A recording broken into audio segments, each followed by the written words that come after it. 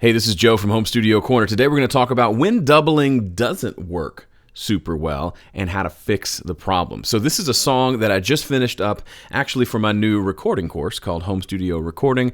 More on that at the end of this video. But I did the thing that I've taught for a long time, which is if you're not sure what to do when you're producing a song, one easy thing to at least try is, let's say you've got a great guitar part, is just record it again on another track, pan one left and pan one right. That's called doubling. It's been done for ages, since the dawn of stereo recording and mixing, and it's still a great technique. Doesn't always work. Sometimes it doesn't fit the song, and sometimes the tone of the double doesn't work. Let me show you what I'm talking about. So here is the bridge of a pretty heavy song that I was working on, and I was in the zone. So I was playing my Gibson 335 electric guitar, which is a humbucker pickup, very beefy, thick, hot output guitar, running directly into that Fender amp right there. That's a deluxe the Custom 68 Deluxe Reverb, I believe, into the Fender Bassman sounding channel, cranked to 9, which I've always run this as basically a clean pedal platform kind of amp. Get the overdrive from my pedal board and have that just for general volume, but I've never really cranked it. Well, I decided to crank it, and I loved it. Aside from being ridiculously loud in the room, the recording turned out very, very cool. So here are the tones that I got just out of the guitar. And let me explain what you're listening to. This is that guitar played 3 times. So I played one part, loved it, and I said, let me play 2 more. Kind of a Foo Fighters sort of triple guitar, which is like doubling but plus 1. So there's a guitar on the left, middle, and right. Same guitar, same amp, and this is what it sounded like.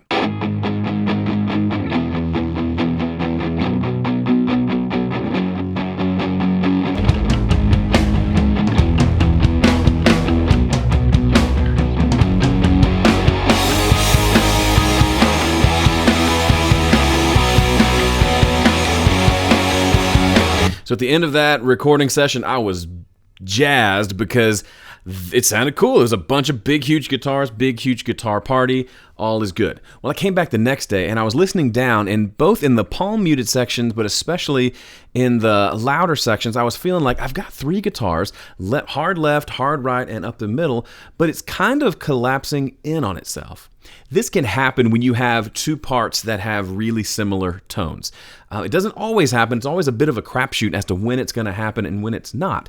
But sometimes if you record one thing, pan it left, record another thing, and pan it right, in certain situations when the tones of the 2 are too similar, they start to kind of mess with each other. Meaning, instead of sounding nice and wide, it starts to sound a little more narrow, like it's falling in on itself. So listen to those guitars by themselves. Maybe you can hear what I'm talking about. This is a very kind of mid-rangey sort of sound already, and then times 3, it's just not as wide as maybe we would expect it to be given the extreme panning that we're using. And by itself, it's okay, but when we add in the rest of the music, drums and bass, we start to see that, okay, it feels like I didn't pan them all the way.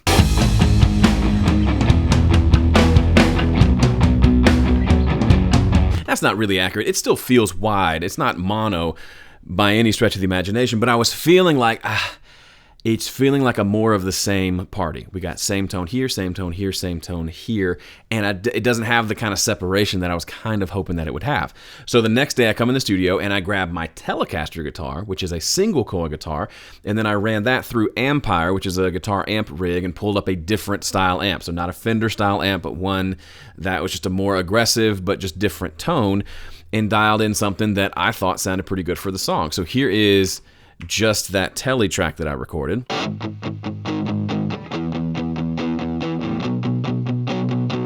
Playing the same part, but it's a different tone. It's crunchier, it's brighter because of the combination of the guitar itself and then the amp that I chose. So now what I want to do is I'm going to play for you the difference between the 2. We'll start with just listening to the guitars, then we'll listen to the entire band as well.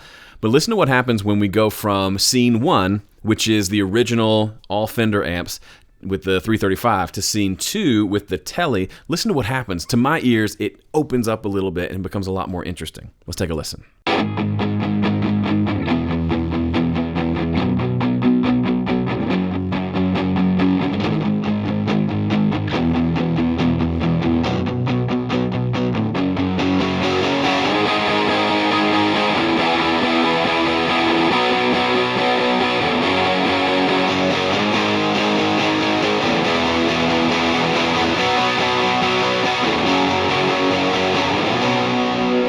hear the difference? It's a pretty clear difference. Sometimes I do these things on these videos and it's a fairly subtle difference. This one is pretty obvious. It goes from, with the three same guitars, it almost just has this overarching mid-range. It's not really a thing to EQ out. It's just there's so much of the same tone happening. It's like it's begging. It's like, please give me something different, something new. And the solution wasn't to change the tone of all three guitars. It was really just to change one of them. So I chose to mute the right guitar.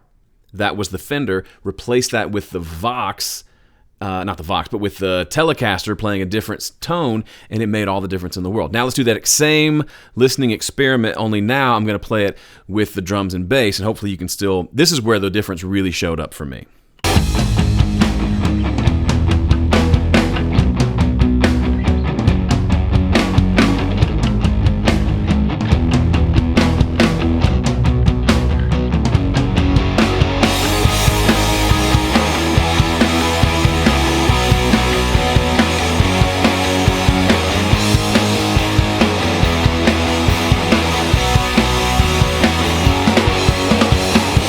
If I had done that thing that I do on videos where I say, listen to this, take one and take two, what's the difference? You'd probably say, I know I would, there was some EQ applied to the second one that kind of cut out some mid-range that was building up. That's the effect of just changing out the tone of one of the guitars. We've altered kind of the frequency makeup of the guitar tracks in such a way that everybody sounds better. So all the Fender amps together didn't sound as great as only two of them and then one other amp on the side totally transformed how it sounds. Now, these aren't the only guitars in the song, but these were the three bass rhythm guitar tracks that I was just, as soon as it happened, I thought I got to show the folks on YouTube, because this is just a really cool and very simple way to change things up. It just took an extra 4 minutes to play with a different guitar, and it made a huge difference. And that means, because I got this right at the source, when I go to mix this song later, I'm not going to be wrestling with trying to EQ them in different ways to make them stand out. I just made them stand out by what I recorded.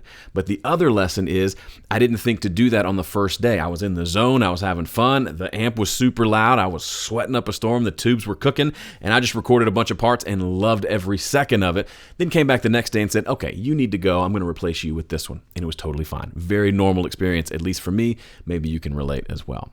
All right, if you're watching this video the week this video comes out, I've opened a brand new course called Home Studio Recording. It's a follow-up to Home Studio Mixing, which I released last year. The difference here, this one's a lot more involved. It's a lot longer material. There's over 84, I think there's 84 videos, over 30 hours of content, and it's only open for a week. So if you're watching this the week of, you can go sign up now and be a part of it. I will open it again in the future. If you missed it during this window, use the same link. There'll be a place for you to fill in your email address so I can let you know next time the course opens. Thanks so much for watching. I love you. That was weird. See you later.